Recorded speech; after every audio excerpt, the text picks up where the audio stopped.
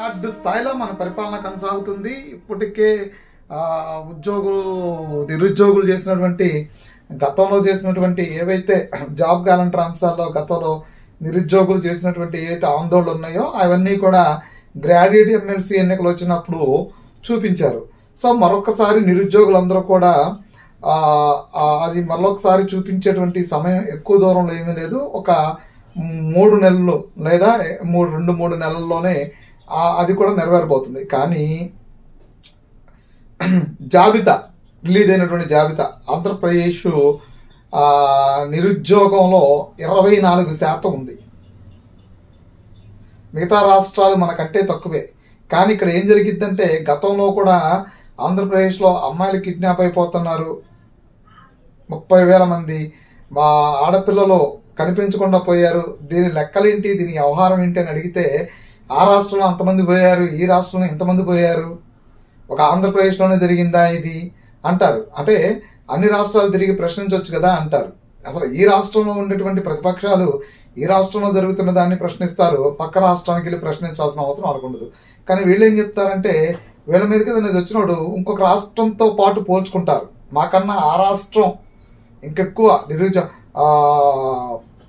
నిరుద్యోగ శాతం ఇంకెక్కువ ఉంది, ఆ రాష్ట్రం ఇంకెక్కువ ఉంది చెప్తారు. లేదంటే మేము 24, పక్కన ఉన్నటువంటి రాజస్థాన్లో 23% ఉంది కదా అంటారు తప్ప మనమేం బీకేమో మనమేం చేసామో చెప్పరు. సో ఇప్పుడు కూడా అదే పరిస్థితి.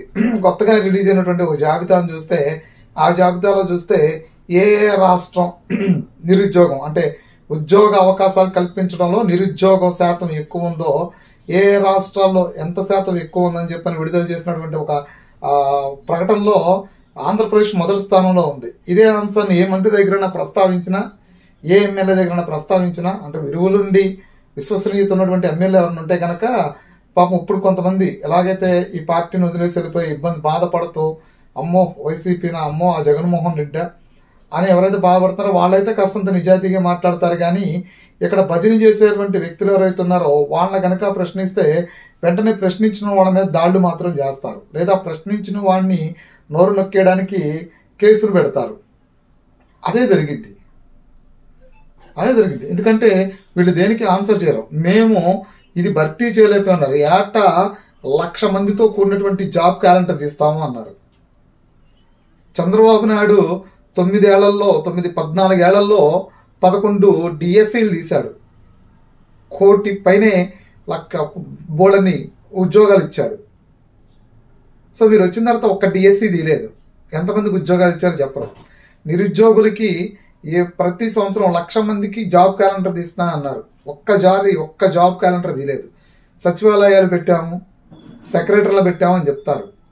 ఒక పక్క నుంచి వాళ్ళు కూడా ఎవరు, మీ పార్టీ కోసం మీరు ఎన్నుకున్నటువంటి సిబ్బంది, మీ కార్యకర్తలు. అది మేము చెప్పడం కాదు, అది మీ మంత్రులు వాళ్ళే చెప్తూ ఉన్నారు.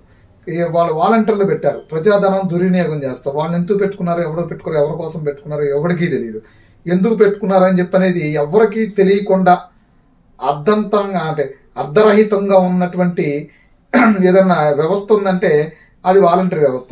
దానికి మీరే ఒక సరైనటువంటి నిర్వచనం చెప్పారు. ఆ నిర్వచనం ఏంటంటే వాళ్ళు మా పార్టీ కార్యకర్తలు, మా కోసం మేము పెట్టుకున్నాము. ఎందుకు పెట్టుకున్నాము అంటే మా పార్టీని బతికించుకోవడానికి, మేము ఓట్లు వేయించుకోవడానికి మా ఎమ్మెల్యేలు, మా ప్రజాప్రతినిధులు, మా పంచాయతీ ప్రెసిడెంట్లు వాళ్ళు పెట్టమన్న వాళ్ళందరినీ పెట్టాము. ఎందుకంటే ఆ గ్రామంలో తిరిగి, ఆ 50 ఏళ్ళకి తిరిగి లేదా 60 ఏళ్ళకి తిరిగి మా పార్టీకి సంబంధించినటువంటి బలాన్ని పెంచుకోవడానికి, లేదా ఓటేను అంటే కనుక వాడికి ఇస్తున్నటువంటి సంక్షేమ పథకాలను తీసేయడానికి బటన్ నొక్కి డైరెక్ట్గా డబ్బులు వేస్తున్నారని చెప్తారు. కానీ వాడు కనుక వ్యతిరేకమైతే ఆడికి కూడా తెలియకుండా ఆ పథకాన్ని తీసేయగలవని, నిలిపేయగలగల వ్యవస్థను కూడా మీ దగ్గరే పెట్టుకున్నారు.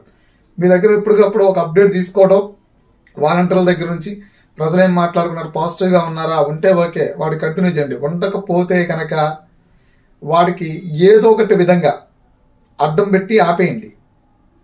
వాడు సచివాలయం చుట్టూ తిరుగుతున్నప్పుడు కూడా ఆ పని కానవకుండా అడ్డుకోండి. ఎక్కడ కాదంటే అక్కడ కాదంటే ఇక్కడ, జగనన్నకు చెప్దామని చెప్పిన టోల్ ఫ్రీ నెంబర్ పెట్టి అక్కడికి చెప్పడానికి కూడా వాళ్ళు ఎంతవరకు వినాలో ఎంతవరకు చెప్పాలో అంతవరకు వాడి దగ్గర ఉన్న డేటానే చెప్తారు తప్ప అంతకుమించి చెప్పడం. సచివాలయాలకు వెళ్తే వాళ్ళు అది లేదు, ఇది లేదు, అది తండి, ఇది తండి అని చెప్పని తిప్పుతారు తప్ప వాళ్ళేమీ చేయరు.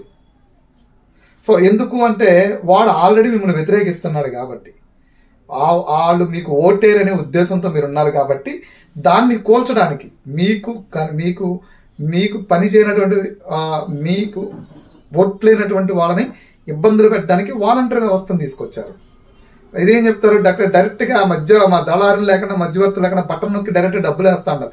ఆ డబ్బులు బటన్ నొక్కి మీరు వేయాలంటే వాళ్ళు మీకు పాజిటివ్గా వ్యవహరించాలి. మీరు తప్పు చేస్తున్నా ఒప్పు చేస్తున్నా సరే, అమ్మో ఈ ప్రభుత్వం జగన్మోహన్ రెడ్డి గారి దేవుడు, ఈ ప్రభుత్వం అద్భుతం అని చెప్తేనే తప్ప వాళ్ళకి ఆ సంక్షేమ పథకాలు రావని ప్రజలకు తెలియదు. ఒకవేళ వాళ్ళ మనసులో ఉండి బాధపడిన పైకి పొగుడుతూ కూడా ఎన్నికల నాటి దాకా కళ్ళు మూసుకోవడం తప్ప ఏమీ చేయలేని విధంగా వాలంటీర్ వ్యవస్థను పెట్టుకున్నారు. సో ఇది ఇంతవరకు మాత్రమే వ్యవస్థను క్రియేట్ చేశారు తప్ప ఏ ఒక్కరికి కూడా ఏమీ చేయాలి. అందుకని 24% ఆంధ్రప్రదేశ్ అద్భుతంగా నిరుద్యోగంతో కొట్టిమిట్లాడుతోంది. అయినప్పటికి కూడా ఇప్పటికి కూడా వీళ్ళు ఏం చెప్తారు అంటే పక్క రాష్ట్రాలతో పోలుస్తారు, అవసరమైతే పక్క దేశాలతో పోలుస్తారు తప్ప వీళ్ళు ఏమీ చేయరు అనే విషయాన్ని మాత్రం చెప్పరు. ఏమీ చేయలేదనే విషయాన్ని మాత్రం ప్రజలు గ్రహించారు.